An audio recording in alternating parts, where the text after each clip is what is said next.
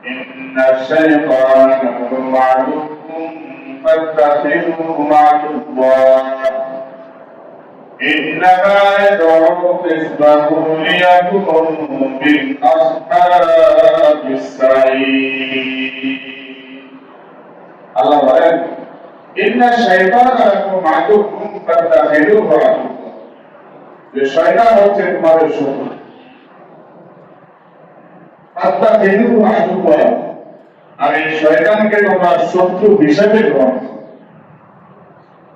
শয়তানকে বন্ধু বানানোর কোনো সুযোগ নেই যারা শয়তানকে আপন মনে করবে যারা শয়তানকে বন্ধু মনে করবে তারাই শয়তানের ভাই তারাই শয়তানের দল এটা ফাত্তাখিযুহু আদুওয়া শয়তানকে বন্ধু হিসেবে নয় শয়তানকে শত্রু হিসেবে আমাদেরকে গ্রহণ করতে হবে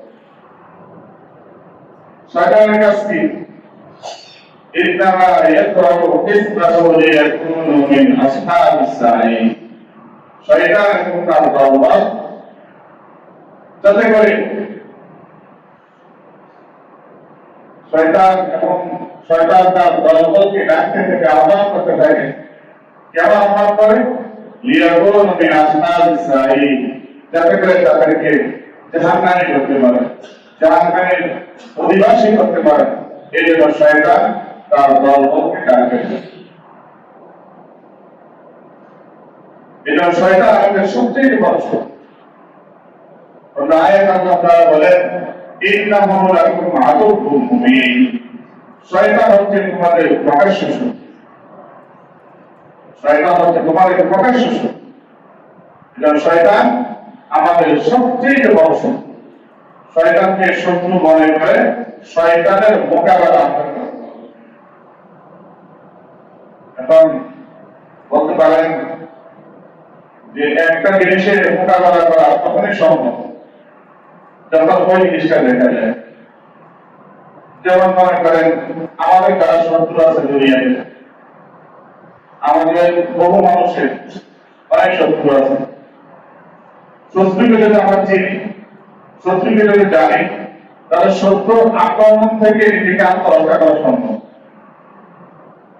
এখন আমি শত্রুকে দেখি না শত্রুকে আমি চিনি না শত্রুকে আমি জানি না তাহলে ওই শত্রু থেকে আমি নিজেকে কেমন ভাবে আত্মরক্ষা করব তাহলে প্রশ্ন দেখতে পারে আমরা তো শয়তানকে দেখি না তাহলে শয়তানের সাথে কেমন করে আমরা মোকাবিলা করব এটাই বিস্তারিত সামনে আলোচনা করব যে শয়তানকে দেখা যাবে না এটা আল্লাহ তাআলার কথাই আল্লাহ তাআলা পবিত্র কোরআন কারীমের মধ্যে বলেন ইয়া বনি আদম লা ইয়াফতিনাকুম আশ-শাইতানু কামা আখরাজা আবাওয়াইকুম মিনাল জান্নাহ ينزع عنهما لباسهما ليريهما سوآتهما إنه يراكم هو وقبيله من حيث لا ترونهم إنا جعلنا الشياطين أولياء للذين لا يؤمنون الله تعالى آية مسكنة بارك إنه يراكم هو وقبيله যে শয়তান এবং শয়তানের দল তোমাদেরকে দেখে মিন হাইসু লা তারাউনাহু যে শয়তানকে তোমরা দেখো না তারপর আমরা বুঝতে পারলাম যে শয়তান আমাদেরকে দেখে কিন্তু আমরা শয়তানকে দেখি না যে দেখা এই আয়াতের মধ্যে ইয়াওয়া শব্দ আল্লাহ ব্যবহার করেছেন ইন্নাহু ইয়ারাকুম ওয়া রাকাবিলুহু মিন হাইসু লা তারাউনাহু যে আমরা শয়তানকে দেখব না আল্লাহ তাআলা এখানে আরবি শব্দ রুইয়াতুন শব্দ ব্যবহার করেছেন এই রুইয়াতুন শব্দের দুইটা অর্থ মুফাসসিরিনে কেরাম বলেন একটা অর্থ হলো রুইয়াত বিল বাসার রুইয়াত বিল বাসার অর্থ হলো যে চক্ষু দেখা আমাদের যে চক্ষু এই চক্ষু দ্বারা আমরা শয়তানকে দেখতে পাবো চক্ষু দ্বারা শয়তানকে দেখা অসম্ভব দুই নম্বর মুফাসসিরিন একরাম বলেন যে রুইয়াত বিল কলব, তার মানে হলো যে আমরা শয়তানকে দেখি কিন্তু আমরা চিনি না যে শয়তান। আমরা শয়তানকে দেখি ইন্নাহু ইয়ারাকুম হুয়া ওয়া কাবিলুহু মিন হাইথু লা তারাউনাহু, এর অর্থ হলো আমরা শয়তানকে চিনি না, দেখি দেখি কিন্তু আমরা শয়তানকে চিনি না। এখন যে শয়তানকে আমরা চিনি না, দেখি বুঝি না শয়তান, তবে এই শয়তান থেকে আমরা কেমন করে বাঁচব, কেমন করে আমরা নিজেদেরকে আত্মরক্ষা করব। আর যে শয়তানকে আমরা দেখি না, আমরা চোখ দ্বারা দেখি না, ওই শয়তানকে মোকাবেলা করা তিনটে জিনিসের মাধ্যমে মোকাবেলা করা যায়। সেই তিনটে জিনিস কি আলোচনা করবো সামনে ইনশাআল্লাহ। যেটা বলতেছিলাম যে শয়তানকে আমরা দেখি কিন্তু চিনি না, তাহলে সেটা আমরা কেমন করে মোকাবেলা করবো, কেমন করে আমরা করবো। দেখেন একটা জিনিস বোঝা আছে যে শয়তানের মিশন কি, শয়তানের মিশন কি এটা আমাদের জানতে হবে। শয়তানের মিশন হচ্ছে প্রত্যেকটা মানুষকে যাতে জাহান্নামী করতে পারে, প্রত্যেকটা মানুষকে যাতে জাহান্নামী করতে পারে, এটাই শয়তানের মিশন, এটাই শয়তানের মিশন। কারণ সবাই জানে যখন শয়তানকে বিতাড়িত করা হলো আল্লাহ তাআলার দরবার থেকে, আদম আলাইহিস সালাম সেজদা না করার কারণে, তখন শয়তান আল্লাহর কাছে বলেছিল যে আমিও দেখবো যে আদমের কারণে আজকে আমি লাঞ্ছিত অপমানিত, আমার দরবার থেকে আমি বিতাড়িত হয়েছি, সে আদমের সন্তানরা কেমন করে জান্নাতে যাবে সেটাও আমি দেখি। এই জন্য শয়তান মিশন হচ্ছে মানুষকে যাতে করে শয়তান জাহান্নামী করতে পারে, এটাই শয়তানের মিশন। এখন মানুষকে জাহান্নামী কিভাবে করা যায় এই জন্য শয়তান জানে। আল্লাহ তাআলা শয়তানকে বলেছিল যে আমি আদম সন্তানকে দ্বারা আমি গুনাহ করাবো। আল্লাহ তাআলা বলছেন তুই গুনাহ করা, আমিও আমার বান্দাদেরকে ক্ষমা করে মাফ করে দিই। আল্লাহ তাআলা কোরআনে বলেন ইন্নাল্লাহা লা ইয়াগফিরু আন ইউশরাকা বিহি ওয়া ইয়াগফিরু মা দুনা যালিকা লিমান ইয়াশা। আল্লাহ তাআলা বলেন নিশ্চয়ই আল্লাহ তাআলা শিরকের গুনাহ ক্ষমা করবেন না। শিরকের গুনাহ ব্যতীত যত প্রকার গুনাহ আছে, কবিরা সগীরা জাহিরি বাতিনি, সকল প্রকার গুনাহ আল্লাহ তাআলা ইচ্ছা করলে মাফ করে দিবেন। আল্লাহ তাআলা বান্দার সকল গুনাহ মাফ করে দিবেন, এটা কি শয়তান জানে নাকি জানে না? অবশ্যই জানে। এই জন্য শয়তানের মেইন টার্গেট এটা না যে মানুষকে নামাজ থেকে দূরে রাখবে। শয়তানের মেইন টার্গেট এটা না যাতে করে মানুষ রোজা না রাখতে পারে, রোজা থেকে মানুষকে দূরে রাখবে, এটা শয়তানের মেইন টার্গেট। কারণ শয়তান জানে কোন সময় যদি ওই বান্দা আল্লাহর কাছে মাফ তাকে মাফ করে দিবে। এই জন্য শয়তান মেইন টার্গেট। শয়তান হবে আল্লাহ তাআলা কোরআনে বলে দিয়েছেন ইন্নাল্লাহা লা ইয়াগফিরু আন ইউশরাকা বিহি, যারা আল্লাহ তাআলার সাথে শিরক করবে এই শিরকের গুনাহ আল্লাহ তাআলা কখনোই মাফ করবে না। এই জন্য শয়তানের মেইন টার্গেট হচ্ছে মানুষকে শিরক করা, মানুষকে শিরক করা। কোন মানুষের মাধ্যমে যখন শয়তান শিরক করাইতে পারবে, ওই মুশরিককে, ওই শিরককারী ব্যক্তিকে আল্লাহ তাআলা মাফ করবেন। এই জন্য শয়তান চায় যাতে মানুষকে মুশরিক বানিয়ে মৃত্যু করে রাখে। এটা শয়তানের সবচেয়ে বড় বিষয়। এই জন্য শয়তান মানুষকে শিরক সবচেয়ে বেশি করায়। একটা জিনিস দেখেন, যে জিনিস বাজারে মার্কেটে সবচেয়ে বেশি চলে, ওই জিনিসের ডুপ্লিকেট সবচেয়ে বেশি বের হয়। দেখবেন চকবাজারে গেলেন, প্রত্যেকটা অরিজিনাল জিনিসের ডুপ্লিকেট পাওয়া যায়, এটা সবচেয়ে মার্কেটের মধ্যে বেশি চলে। আর বাঙালিও এই ব্যাপারে খুব এক্সপার্ট, অরিজিনালকে ডুপ্লিকেট করার মধ্যে তারা খুব এক্সপার্ট। যে জিনিস মার্কেটে বেশি চলে ওই জিনিসকে সবচেয়ে বেশি ডুপ্লিকেট করা হয়। আর ডুপ্লিকেট করে সেটাকে মার্কেটের মধ্যে চড়ানো। আমাদের এই ভারত উপমহাদেশ, ভারত পাকিস্তান, ভারত পাকিস্তান বাংলাদেশ, এই আমাদের ভারত উপমহাদেশের ভিতরে সবচেয়ে মানুষ, সবচেয়ে বেশি মানুষ পীর ভক্ত, সবচেয়ে মানুষ আল্লাহ বলে বুঝতে দেওয়া, তাদেরকে ভক্তি শ্রদ্ধা করে, তাদের মাধ্যমে নিজেদেরকে ইসলাম সংশোধন করার চেষ্টা করে। আমাদের ভারত উপমহাদেশের মধ্যে সবচেয়ে বেশি পীর মুরিদি মানুষ আত্মশুদ্ধের লাইনে, এটা সবচেয়ে আমাদের ভারত উপমহাদেশ সবচেয়ে বেশি। আগেও ছিল হক্কায় মোলামাইকা, হক্কায় মুসলমান অনেক বেশি। এখন শয়তান ভাবলো যে যেহেতু মানুষ পীর ভক্তি সবচেয়ে বেশি, আল্লাহ বলে সবচেয়ে বেশি ভক্তি শ্রদ্ধা করে, এই জন্য শয়তান ভাবলো বাজারের মধ্যে ডুপ্লিকেট পীর সাহেবকে আমদানি করতে হবে। এটা দেখবেন আমাদের বাংলাদেশের ভিতরে, ভারতে, পাকিস্তানে যেই পরিমাণ ভক্তপীরের আবির্ভাব পৃথিবীর কোন জায়গায় নেই। চট্টগ্রামে দেখা যায় প্রত্যেকটা অলিতে গলিতে রাস্তায় তাদের আত্মা অভাব নেই। কিন্তু শয়তান জানে মানুষ, ভারত উপমহাদেশের মানুষগুলো সবচেয়ে বেশি পীরের ভক্ত, এই জন্য শয়তানও ডুপ্লিকেট পীরের মানুষকে শয়তানের মুরিদ বানিয়ে, মানুষকে শয়তানের মুরিদ বানিয়ে মার্কেট ছেড়ে দিয়েছে। এটা কিছু পীর নামে কিছু বন্ধ মানুষকে শিরিক করায়, বিভিন্ন মাজারে সেজদা দেয় না, যারা বন্ধ দেখবেন সেখানে গিয়ে মানুষ সেজদারে শিরিক করায়। যদি সেজদা দেয় তো তার ঈমান থাকবে নাকি যাবে?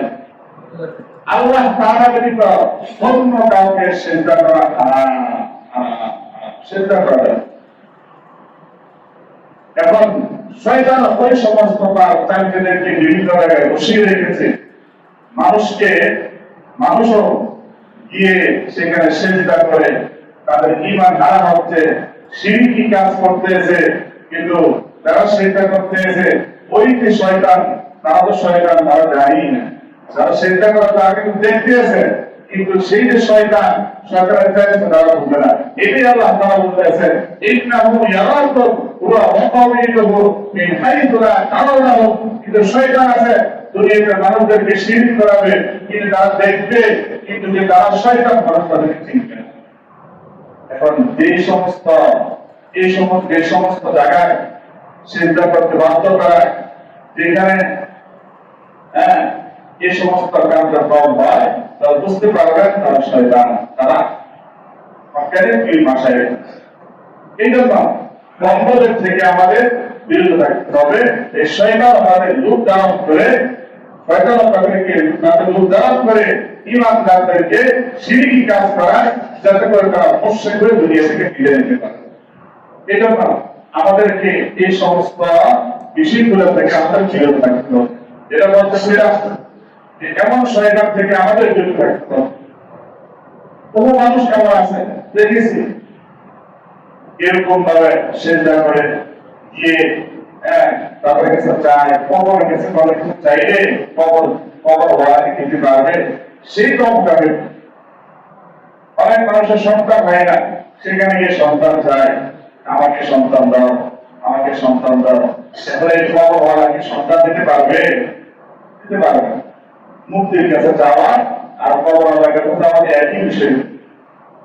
কবর ওয়ালা যেরকম কথাবার্তা বলতে পারে না, ওই মূর্তিতে কথা বলতে পারে না। এই জন্য মানুষকে এই সমস্ত মাধ্যমে শিরিক করানোর জন্য এই শয়তানের রূপ ধারণ করে মানুষদেরকে মুশরিক বানানোর চেষ্টা করা হচ্ছে। এই জন্য আমরা যখন উপলব্ধি করবো, যখন আমাদেরকে শিরিক করাচ্ছে, গুনাহ করাচ্ছে, তারা হক্কানি পীর না, বরং তারা শয়তানের ধারে, তারা শয়তানের দোষর, তখন আমরা তার থেকে বিরত। আর যেটা অরিজিনাল শয়তান, অরিজিনাল শয়তান থেকে আমাদের মোকাবেলা করতে হবে তিনটা জিনিসের মাধ্যমে। ইবলিস শয়তান আমরা মোকাবেলা করতে পারবো। একটা জিনিস হলো, যখন শয়তান আমাকে ওয়াসওয়াসা দিবে, তখন লাঠি দ্বারা আমি শয়তানকে মোকাবেলা করব। যখন শয়তান আরো বেশি আমাকে ধোঁকা দিতে চাইবে, লাঠি যখন কাজ না হবে, তখন মুহুর দ্বারা শয়তানকে খেলানোর জন্য তাড়ানোর জন্য চেষ্টা করতে হবে। যখন আমি দাঁড়াইতে পারলাম না, শয়তান আমাকে আক্রমণ করে ফেলল, তখন শয়তানের সে আক্রমণের ক্ষতকে দূর করার জন্য আমাকে মরণ ব্যবহার করতে হবে। এবং শয়তানকে তাড়ানোর জন্য সে লাঠি, সে লাঠিকে সেটা আল্লাহ তাআলাই আমাদেরকে শিক্ষা দিয়েছে। এখন শয়তান আমাকে কখন আক্রমণ করলো, সেটা আমি কেমন করে বলবো, সেটা আমি কেমন করে উপলব্ধি করবো যে শয়তান আমাকে অ্যাটাক করেছে? এটা বোঝার মাধ্যম হলো আমি যখন গুনাহের মধ্যে লিপ্ত হব, যখন আমি গুনাহ করতে থাকবো, তখন আমি বুঝবো যে শয়তান আমাকে আক্রমণ করেছে, শয়তান আমাকে আক্রমণ করেছে। তখন শয়তানকে তাড়ানোর হাতিয়ার হলো, শয়তানকে তাড়ানোর মাধ্যম হলো আউযু বিল্লাহি মিনাশ শাইতানির রাজীম, আউযু বিল্লাহি মিনাশ শাইতানির রাজীম। আমি পিতাকে শয়তান থেকে আল্লাহর কাছে পানা পাচ্ছি, আউযু বিল্লাহি বিসমিল্লাহ বেশি বেশি করব। যখন আউযু বিল্লাহ বলবো, শয়তান দূর হয়ে যাবে। দেখবেন যখন আমরা কুকুরকে দাঁড়াই, যখন আমাদের আশেপাশে ঘোরাঘুরি করে, কুকুরকে যখন আপনার দাঁড়ায় দিলেন, দেখবেন কুকুর দৌড় দিয়ে আমার পিছনের দিকে তাকাবে। যখন আপনি আবার কুকুর থেকে মুখকে ঘুরিয়ে আবার সামনের দিকে যখন হাঁটা চলা শুরু করবেন, কুকুর দেখবেন আপনার পিছনে পিছনে আবার আসবে। ঠিক সেম সাধারণতায় শয়তানকে যখন আউযু বিল্লাহ করে তাড়ানি মারবেন, তখন শয়তান দৌড় দিবে, দৌড় দিয়ে অনেক দূরে গিয়ে আবার পিছন থেকে ফলো করবে যে সে এখন আমাকে আবার তাড়াবে কিনা। যখন দেখবো না বান্দা আবার চোখ দিয়ে সামনের দিকে, তখন শয়তান আবার পিছনে পিছনে এসে আবার তাকে ধোঁকা দেওয়া শুরু করবে। যখন এই অবস্থা হবে, আউযু বিল্লাহ করার পরও যখন আমার গুনাহ করতে মন চাইবে, শয়তান আমাকে অ্যাটাক করার জন্য চেষ্টা করবে, তখন আমাকে লাঠি ব্যবহার করতে হবে। আর সে লাঠি হলো, সে লাঠি কি রাসূল সাল্লাল্লাহু আলাইহি ওয়াসাল্লাম লাঠির সে মুহুর কি, সে মুহুর হচ্ছে লা হাওলা ওয়ালা কুওয়াতা ইল্লা বিল্লাহ। এটা যখন করব, শয়তান একেবারে দূর হয়ে যাবে আমার কাছে থাকবে না। লা হাওলা ওয়ালা কুওয়াতা ইল্লা বিল্লাহ, লা হাওলা ওয়ালা কুওয়াতা ইল্লা বিল্লাহ। এটা আমরা বেশি বেশি করব, কারণ শয়তান আমাদের কাছে আসবে না। এখন দেখবেন লা হাওলা ওয়ালা কুওয়াতা ইল্লা বিল্লাহ পড়ার পরেও যখন আমার গুনাহ করতে মন চাইবে, তখন বুঝবেন শয়তান কিন্তু আমার কাছে নাই। লা হাওলা ওয়ালা কুওয়াতা ইল্লা বিল্লাহ পড়লে শয়তান কাছে থাকবে না, দূরে চলে যাবে। শয়তান কাছে থাকবে না, চলে যাবে। কিন্তু তারপরে যদি দেখেন আমার গুনাহ করতে মন চায়, তাহলে বুঝবেন শয়তান আমার থেকে চলে গেছে ঠিক, ইবলিস আমার থেকে পালাইছে ঠিক, কিন্তু ইবলিস যাওয়ার আগে আমার দেহের ভিতরে একটা জিনিসকে মুরিদ বানিয়ে গেছে। এখন সেই মুরিদই আমাকে ঘোরার থেকে আবার আকৃষ্ট করতেছে। সেই মুরিদ কি? সেই মুরিদ হলো নফস। মানুষের ভিতরে একটা নফস আছে, ওমা উবাররিউ নাফসি ইন্নান নাফসা লাআম্মারাতুন বিসসু। শয়তান যখন এই নফসকে মুরিদ বানিয়ে ফেলে, তখন এই নফস মানুষকে গুনার দিকে ধাবিত করে। তখন ওই বান্দা যখন নফসের ধোঁকায় পড়ে যাবে, নফসের আক্রমণের শিকার হবে, তখন এই নফস থেকে আত্মরক্ষা করার উপায় একটাই, মাধ্যম একটাই, হৎকারে আল্লাহ ওয়ালা বুজুর্গ যারা আছে তাদের সুহবতে যাওয়া, তাদের সুহবতে গিয়ে নিজেকে ইসলাম করা। হৎকারে আল্লাহ ওয়ালা বুজুর্গ যারা আছে, বন্ধুদের কাছে না, যাদের কাছে গেলে ঈমানও যাবে, আমলও যাবে, এমন বন্ধুদের কাছে না, হৎকারে আল্লাহ ওয়ালা বুজুর্গ যারা আছে তাদের সুহবতে যাওয়া। আমাদের বাংলাদেশে এমন বড় অভাব নাই যে তাদের কাছে মুরিদ হলে নামাজও লাগে না, রোজাও লাগে না, নামাজও লাগে না, রোজাও লাগে না। বলে কি আমার কাছে মুরিদ হইলে বছরে পুরুষের বিবার আমার কাছে আসবে, আমার দরবারে গরু নিয়ে হাতে নিয়ে আসবে, তোমার আর নামাজ পড়া লাগবে না, আর রোজা রাখা লাগবে না। এই ধরনের বন্ধ বাংলাদেশে একটা হাজার হাজার বন্ধ বাংলাদেশে বিভিন্ন আনাচে কানাচে তারা উঠতে বসে আছে, মানুষদেরকে ইমান হারা করতেছে। এই জন্য আমরা হকায় আল্লাহ ওয়াদা বুঝুন, যাদের কাছে গেলে আখিরাতের কথা মনে করে, যাদের কাছে গেলে আল্লাহর কথা মনে করে, যাদের কাছে গেলে ঈমান তাজা হয়, ওই সমস্ত আল্লাহ ওয়াদা বুজুর্গদের সুন্নতে গিয়ে আমরা নফসকে নফসের উপর মেহনত করে, নফসের উপর মেহনত করে আমরা আত্মশুদ্ধি করে আমরা আমাদের নফসকে, এই খারাপ নফসটাকে আমরা ভালো করি। নফস খারাপ, এটা খারাপ কাজের দিকে ধাবিত করে, এটার উপর যখন মুজাহাদা করা হয়, এটার উপর যখন মেহনত করা হয়, মেহনত করতে করতে আস্তে আস্তে খারাপ নফসটা এটাও ভালো হয়, খারাপ নফসটা এটাও ভালো হয়ে যায়। তখন এটা খারাপ কাজের দিকে সেই বান্দাকে আকৃষ্ট করে, শয়তান ওই নফসের ব্যাপারে আগ্রহ বাড়াইতে পারে। এই জন্য যেটা বলতেছিলাম, যখন আমরা শয়তান তাড়িয়ে দেব, তারপরে যখন আমরা কুয়াটা পাওয়ার পরে যখন তার দিকে আমি আকৃষ্ট হব, আকৃষ্ট হই বা হব, তখন বুঝবো আমার নফসটা খারাপ হয়ে গেছে। এই জন্য নফসের উপর মুজাহাদা করে আত্মশুদ্ধি করে এটাকে ভালো বানাতে, এটাকে পরিশুদ্ধ করতে হবে। তাহলে আমরা শয়তানের ধোঁকা থেকে, নফসের ধোঁকা থেকে নিজেকে আমরা আত্মরক্ষা করতে পারব। আমাদের সবচেয়ে বড় শত্রু ইবলীস, আমাদের সবচেয়ে বড় শত্রু এই নফস। এগুলোর আক্রমণ থেকে আমরা আমাদের নিজেদেরকে হেফাজত করব। আল্লাহ তাআলা আমাদের প্রত্যেককে নফসের ধোঁকা থেকে, ইবলীসের ধোঁকা থেকে আমরা নিজেদেরকে আত্মরক্ষা করতে পারবো। আল্লাহ সেই তৌফিক আমাদেরকে দেন। তাহলে তুই শত্রু কথা গেল, দুনিয়া আমার শত্রু কথা আলোচনা করা হয়েছে বন্ধু ভাই। আজকে বললাম ইবলীস শয়তান। আরেকটা 3 নম্বর শত্রু হলো মাখলুক। 3 নম্বর শত্রু হলো মাখলুক। মাখলুক যে আমার বাবা, আমার মা, আমার সন্তান, তারাও আমার শত্রু। আমার বাবা যখন আল্লাহ তাআলার সাথে আমার সম্পর্ক দূরত্বের কারণ হবে, তাহলে বুঝতে হবে আমার বাবা আমার শত্রু। আমার মা যখন আল্লাহ তাআলার সাথে সম্পর্ক দূরত্ব করার বাধ্য হবে, কেন হবে, তখন বুঝতে হবে আমার মা বাবা আমার সবথেকে বড় শত্রু। আমার সন্তান যখন আমার সম্পর্ক, আমার মাঝে আল্লাহ মাঝে সম্পর্ক দূরত্বের কারণ হবে, তখন বুঝতে হবে আমার সন্তান তারা আমার শত্রু। সন্তান আমার শত্রু, যে সন্তানের কারণে আমার সম্পর্ক আল্লাহর সাথে নষ্ট হয়ে যায়। দেখেন, ফেরাউন একজন বড় কাফের ছিল। ফেরাউনের একজন পালিত মেয়ে ছিল।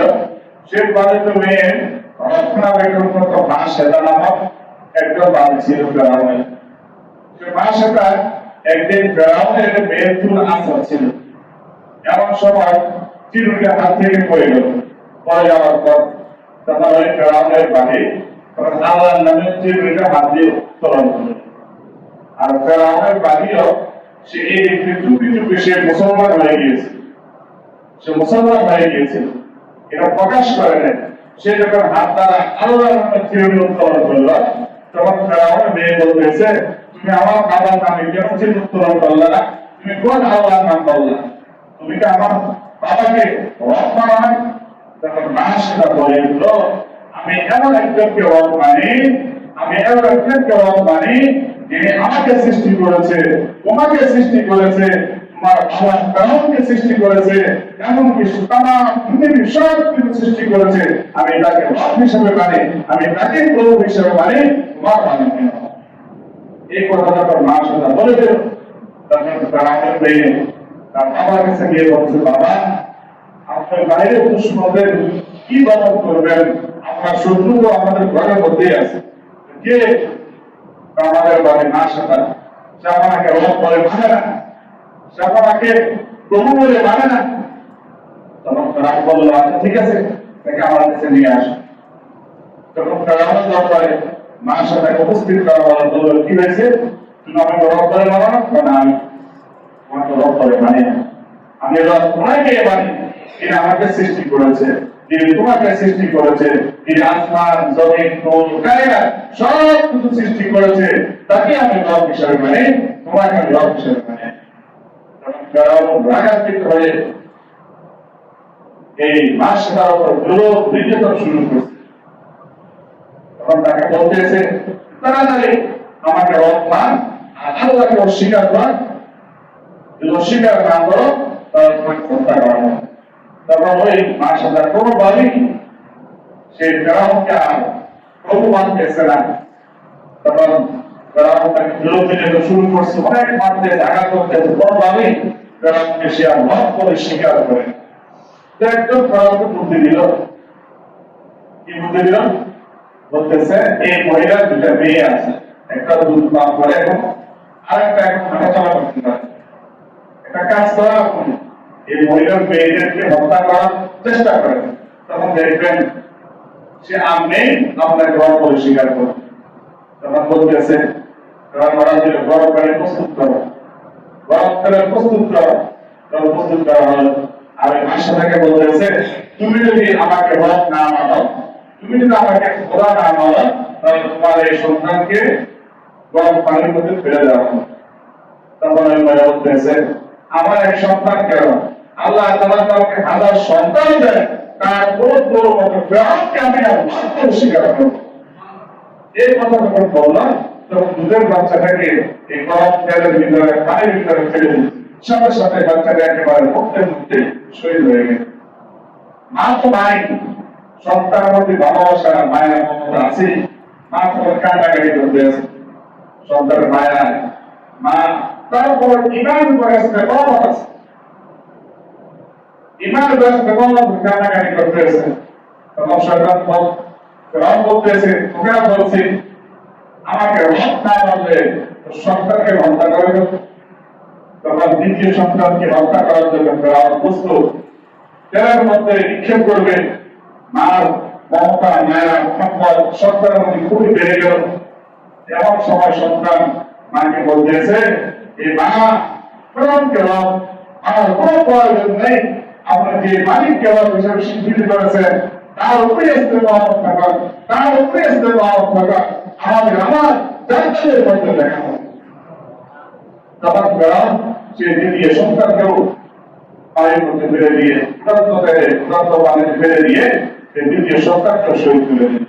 তারপরও সেই মা ঈমান হারা হয় নাই, তারপরও ফেরাউন সেই মাসাটাকে অনেক কারো জোর নির্যাতন করে তাকেও এরকম ভাবে শহীদ করে দেওয়া হলো। তারপরও সেই ঈমান থেকে এক পাও সরে না। যে আল্লাহকে প্রভু হিসেবে মেনেছে সে আল্লাহ প্রভুকে প্রভু ইস্তেফা হচ্ছে। দেখেন যেটা বলতে চাচ্ছিলাম যে সন্তান, আমাদের সন্তান মাত্র তারা যদি আমাদের মাঝে আল্লাহর মাঝে প্রতিবন্ধকতা সৃষ্টি করে, আমার মালিক আমার রব থেকে দূরত্ব তৈরি করে, তারা বুঝতে হবে সেই সন্তান আমাদের শক্তি। মা সেটা তার সন্তান, তার সন্তানকে হত্যা করে দেওয়া হয়েছে, তারপরও সে ঈমান থেকে পিছপা হয় নাই। এই সন্তান তার শত্রু নয়, এই সন্তান হচ্ছে তার বন্ধু, এই সন্তান তার শত্রু নয়। দেখবেন দুনিয়াতে আমরা বহু বাবারা আছি, দুনিয়াতে আমরা বহু মা বাবারা আছি, বহু ভাইয়েরা আছি, এবং যে সন্তানের আরাম আবদার আমরা পূরণ করতে এসেছি। সন্তানের আবদার পূরণ করতে গিয়ে আমি নামাজ ছেড়ে দিচ্ছি, রোজা ছেড়ে দিচ্ছি, জিকির ছেড়ে দিচ্ছি, দিনের উপর চলা ছেড়ে দিচ্ছি। স্ত্রীর আরাম আবদার পূরণ করতে গিয়ে আমরা নামাজ রোজা ইসলামের উপর চলা সব কিছু আমরা ছেড়ে দিচ্ছি। এই যে স্ত্রীর কারণে, এই যে সন্তানের আবদার পূরণ করার কারণে আমি আমার কাজের মধ্যে লিপ্ত, আমার সম্পর্ক আল্লাহ থেকে দূরত্ব তৈরি হয়ে গেল। তারা বুঝতে হবে এই সন্তান, এই স্ত্রী আমার দুশ্মন, আমার শত্রু। এই সন্তানের কারণে আমার সম্পর্ক আল্লাহর সাথে দূরত্ব তৈরি হবে, এই স্ত্রীর কারণে আমার সম্পর্ক আল্লাহর সাথে দূরত্ব তৈরি হবে, এই বন্ধুর কারণে আমার সম্পর্ক আল্লাহর সাথে দূরত্ব তৈরি হবে। এই বন্ধু, এই সন্তান, এই বান্ধব, এই স্ত্রী বুঝতে হবে তারা আমার শত্রু। তাহলে আমরা জানতে পারলাম দুনিয়া আমার দুশ্মন, কখন শয়তান আমাদের শত্রু, মানব কখন আমাদের দুশ্মন, কখন আমাদের শত্রু। চতুর্থ নাম্বার আমাদের শত্রু হলো, যেটা কিছুক্ষণ আগে আলোচনা করে ফেলেছিলাম, নফস। সেই নফস আমাদের সবচেয়ে বড় শত্রু। এটা আমাদেরকে কি করতে হবে? যখন আমরা শত্রুকে আমরা চিনতে পারবো, শত্রুর পরিচয় যখন আমরা লাভ করতে পারবো, শত্রুর মোকাবেলা করা আমাদের জন্য সহজ হয়ে যায়। এটা আমাদের প্রধান শত্রু দুনিয়া। দুনিয়ার প্রধান শত্রু এটা আমরা জানতে পারলাম। শয়তান আমাদের শত্রু, এটা আমরা জানতে পারলাম। মাখলুকাত, ছেলে সন্তান স্ত্রী কখন আমাদের শত্রু হবে, এটা আমরা জানতে পারলাম। নফস, ওইটাও আমাদের শত্রু, আমরা জানতে পারলাম। এখন এই চারটা শত্রু মোকাবেলা করে যদি আমরা দিনের উপর চলতে পারি, তাহলে আমরা সোজা জান্নাতে যেতে পারবো। আর যদি আমরা মোকাবেলা না করে আমরা যদি একটা জিনিয়ে থাকি, শয়তান যেভাবে চায় সেভাবে আমরা চলি, তাহলে আমাদের ঠিকানা জান্নাত হবে না, বরং আমাদের ঠিকানা হবে জাহান্নাম। এই জন্য চারটা বিষয় আমাদেরকে মোকাবেলা করতে হবে। তার শত্রু মোকাবেলা করে সিরাতুল মুস্তাকিম, এই সঠিক পথে চলে আমাদেরকে জান্নাতে যেতে হবে। সকালে কিন্তু বলা গিয়েছে, আল্লাহুম্মা আওয়াইতানি না'বুদান্না সিরাতাল মুস্তাকিম। আল্লাহুম্মা আওয়াইতানি না'বুদান্না সিরাতাল মুস্তাকিম। আমি যে আদম সন্তানের কারণে আজকে আমি বিতাড়িত হলাম, তারা যাতে জান্নাতে প্রবেশ না করতে পারে, সেই সিরাতাল মুস্তাকিম জান্নাতের রাস্তা, সেই রাস্তার মধ্যে আমি বসে থাকি। সে রাস্তার মধ্যে আমি বসে থাকবো, যাতে করে সে রাস্তা বনি আদম পাহাড় না হতে পারে, অতিক্রম করতে না পারে। এই জন্য শয়তান আমাদেরকে বিভিন্ন ভাবে আমাকে ধোঁকা দেওয়ার চেষ্টা করবে, আমাদের শত্রুরা বিভিন্ন ভাবে ধোঁকা দেওয়ার আমাদেরকে চেষ্টা করবেন।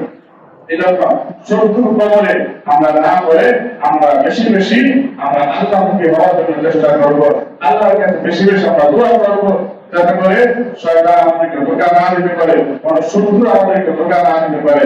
এই জন্য দুনিয়াতে এই চারটা শত্রুর মোকাবেলা করে যখন আমরা চলতে পারবো, তাহলে আমরা সফল হতে পারবো। আল্লাহ রাব্বুল আলামিন আমাদের সবাইকে এই চার শত্রুর মোকাবেলা করে আমরা সিরাতাল মুস্তাকিমের মধ্যে এই পথে চলতে পারি, চলে যখন জান্নাতে যেতে পারে, সেই তৌফিক আল্লাহ তাআলা আমাদের সবাইকে দান করুন।